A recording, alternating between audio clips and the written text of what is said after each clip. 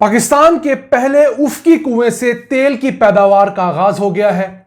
इससे पहले हम हमेशा वर्टिकली कुआं खोदते रहे हैं। ये पहला कुआं है जो हमने पहले वर्टिकली खोदा और फिर हॉरिजॉन्टली यानी उफ्की सिमत में खोदा और इसके जरिए सूबा सिंध में हैदराबाद के अंदर तेल की बाकायदा पैदावार शुरू हो गई है।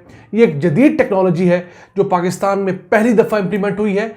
इसके ज़रिए तेल की पैदावार में 3 गुना तक इजाफा रिकॉर्ड किया जाता है। कैसे होती है और इसकी मज़ीद क्या तफसीलात हैं ये आपके साथ डिस्कस करेंगे। जबकि आज की दूसरी खबर, ईद के तीनों दिनों में पाकिस्तान के अंदर जो सियाहत है उसका अच्छा खासा इन्फ्लक्स देखा गया है।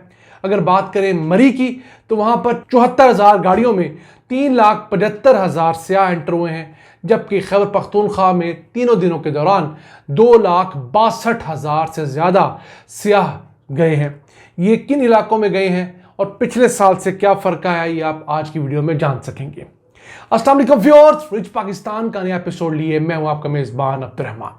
पाकिस्तान में ऑयल और गैस सेक्टर की सबसे बड़ी कंपनी OGDCL ने पाकिस्तान का पहला हॉरिजॉन्टल वेल जो है प्रोडक्शन पे कन्वर्ट कर दिया है।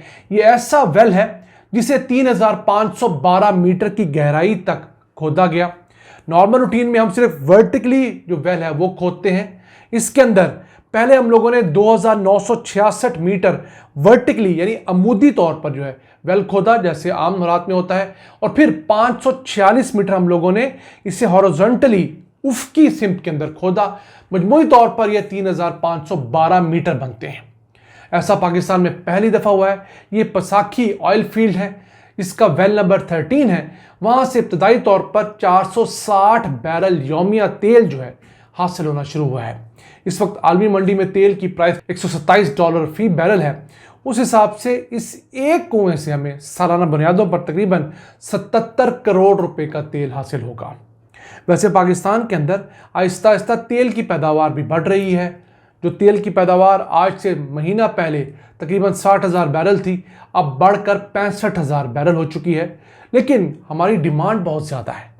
हमारी यौमिया तेल की जो डिमांड है तकरीबन 4,50,000 बैरल है। उसमें से 65,000 बैरल निकाल दें तो वो मुश्किल 15% बनता है। 15% तेल हम खुद पैदा करते हैं और 85% हम इंपोर्ट करते हैं। तो ये जो तरीका है, ये जो नई टेक्नोलॉजी पाकिस्तान ने दुनिया से ली है हॉरिजॉन्टल ड्रिलिंग की, इससे तेल की पैदावार में 3 गुना तक इजाफा होता है। इस कदर अहम है क्योंकि बहुत सारे तेल के ज़खायर ऐसे होते हैं जिन्हें डायरेक्टली ऊपर से वर्टिकली हिट करना पॉसिबल नहीं होता। उनके ऊपर कोई बहुत बड़ी झील होती है, बहुत ज़्यादा सख्त पत्थर होते हैं, कोई पहाड़ होते हैं।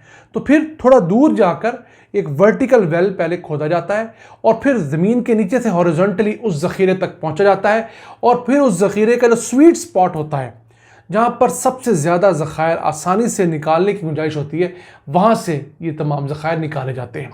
अब इस केस में भी जो ये पसाखी वेल 13 था, इसके अंदर जो हॉरिजॉन्टल ड्रिलिंग है उसमें भी सिर्फ 9 फुट का एक ऐसा एरिया था जहां पर निस्बतन चट्टानें कम सख्त थीं, तो वहां से ड्रिल करके एग्जैक्ट लोकेशन तक जाया गया है।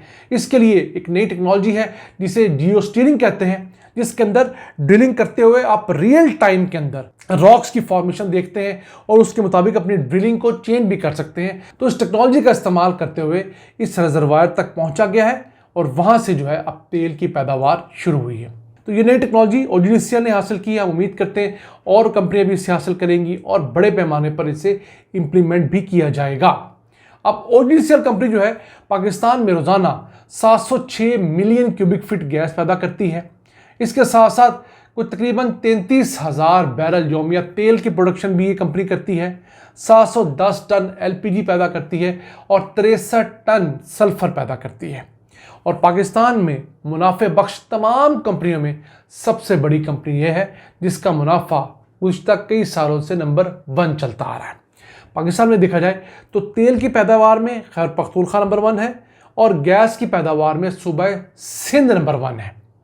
और अगर गैस फील्ड का जिक्र करें तो सबसे ज़्यादा गैस माड़ी गैस फील्ड पैदा करती है जो कि सूबा सिंध के अंदर है, 925 मिलियन क्यूबिक फीट। दूसरे नंबर पर उच्च गैस फील्ड सूबा बलूचिस्तान की है जो 403 मिलियन क्यूबिक फीट गैस पैदा कर रही है। तीसरे नंबर पर भी बलूचिस्तान की सुई गैस फील्ड है जो 239 मिलियन क्यूबिक फीट गैस पैदा कर रही है। चौथे नंबर पर कादरपुर है जो सूबा सिंध की है 117 मिलियन क्यूबिक फीट, और 5वें नंबर पे भी सूबा सिंध की कंदकोट गैस फील्ड है जो 111 मिलियन क्यूबिक फीट गैस पैदा कर रही है। तो ये वो तमाम सिनेरियो है जो हम आपके साथ गाए बगाए शेयर करते रहते हैं। ऑल्दो ये छोटे लेवल की डिस्कवरी है, लेकिन ये टेक्नोलॉजी बहुत बड़ी है। इस टेक्नोलॉजी को अगर हम नियत से इस्तेमाल करें और मास स्केल के ऊपर इस्तेमाल करें तो हम यकीनन सूबा सिंध में भी, सूबा खैबर पख्तूनख्वा में भी, पंजाब में भी, बलूचिस्तान के अंदर भी बड़े स्केल के ऊपर ऑयल और गैस के मुख्तलिफ रिजर्वायर्स ढूंढ सकते हैं। वो रिजर्वायर जो रवायती तरीके से ड्रिलिंग करके हासिल नहीं किए जा सकते थे, अब इस गैर रवायती और हॉरिजॉन्टल ड्रिलिंग के जरिए उन्हें भी हासिल करके अपनी तरक्की के रास्ते खोले जा सकते हैं। आइए चलते हैं आज की दूसरी अहम खबर की तरफ। ईद उल फितर पर पाकिस्तानियों की बड़ी तादाद पंजाब में मरी और खैबर पख्तूनख्वा के अंदर सैर व सियाहत के लिए गई। उसके ऑफिशियल फिगर्स आ गए हैं।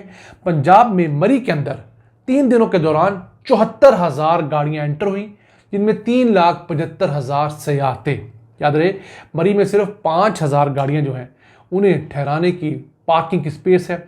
इसी तरह खैबर पख्तूनख्वा पूरे के अंदर 2,63,000 सयाह जो है वो एंटर हुए हैं।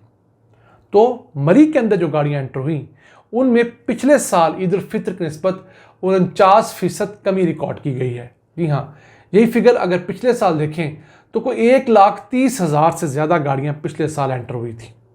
उस हिसाब से कम गाड़ियां क्यों एंटर हुई हैं? पेट्रोल की प्राइसेस बहुत ज़्यादा हो गई हैं, लोगों के अफोर्डेबिलिटी के मसाइल हैं। फिर जो गाड़ियां एंटर हुई उनमें से 15,700 गाड़ियां ऐसी थी जो मरी में रही, बाकी आगे गलियात वाली साइड पे चली गई। तो खैबर पख्तूनख्वा के फिगर जो 2,63,000 है ये लोकल से आके हैं। इंटरनेशनल टूरिस्ट जो है वो सिर्फ 76 आए हैं। देखिए ना, यहाँ पर हमारी कमियां हैं कि इंटरनेशनल टूरिस्ट की तादाद ज़्यादा होनी चाहिए। ये कम से कम हज़ारों में होनी चाहिए। अगर हम लोकल टूरिस्ट लाखों में देख रहे हैं, हमें इस लेवल का इंफ्रास्ट्रक्चर बनाना होगा कि बड़ी तादाद में गैर मुल्की सयाह भी आए। सबसे ज़्यादा सयाह जो गए हैं वो सवात गए हैं 1,86,000। और सवात जाने की बड़ी वजह क्या है? अब सवात तक मोटरवे है, जाना बहुत आसान हो गया है। पहले जो रास्ता 3-4 घंटे का था, अब आप 1 घंटे में सवात पहुंच जाते हैं आसानी। तो वो तमाम चीज़ें आसान हो गई हैं। दूसरे नंबर पे आए हैं सयाह गलियात के इलाके में, नथिया गली वगैरह, वहाँ पर कोई 51,000 सयाह आए। फिर नारान के अंदर 9,500 सयाह आए। फिर कैलाश गर्म चश्मा के मुकाम पर 7,800 सयाह आए और कुमराट वैली में 7,400 सयाह आए। अब ये कुमराट वैली जो है इसे लोग ऐसा जानते नहीं थे। एक दफ़ा इमरान खान वहाँ गए, उन्होंने वहाँ पर जाके वीडियो बनाई, लोगों का ट्रेंड उस तरह बन गया। अब वहाँ पर उस लेवल की सहूलियात नहीं है, लेकिन वैली बहुत खूबसूरत है। अब लोगों की बड़ी तादाद वहाँ पर जाती है।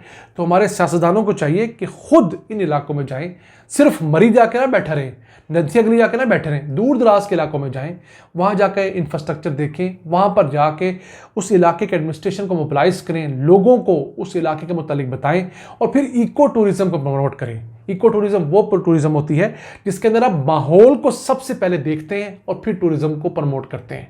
मरी वाला हाल ना करें कि आपने दरख्त काट काट के, पहाड़ काट काट के बिल्डिंग्स बना दी और वहाँ भी जो लोग हैं वो माल रोड पे विजिट करने जाते हैं। अगर आपने माल रोड विजिट करनी है तो लाहौर की माल रोड विजिट कर लें, आप रावलपिंडी में घूम लें, आप इस्लामाबाद में घूम लें। अगर आपने सड़क पे ही घूमना है तो आपको जब जाना है नदरन एरिया में, पहाड़ी इलाकों में, तो आपको कम से कम रश वाले एरिया में जाना चाहिए। उन इलाकों में जाना चाहिए जहाँ ज़्यादा से ज़्यादा सब्ज़ा हो, खूबसूरत माहौल हो और आप नेचर के ज़्यादा करीब हो, ऑक्सीजन इनटेक आपका ज़्यादा हो, आपका माइंड फ्रेश हो।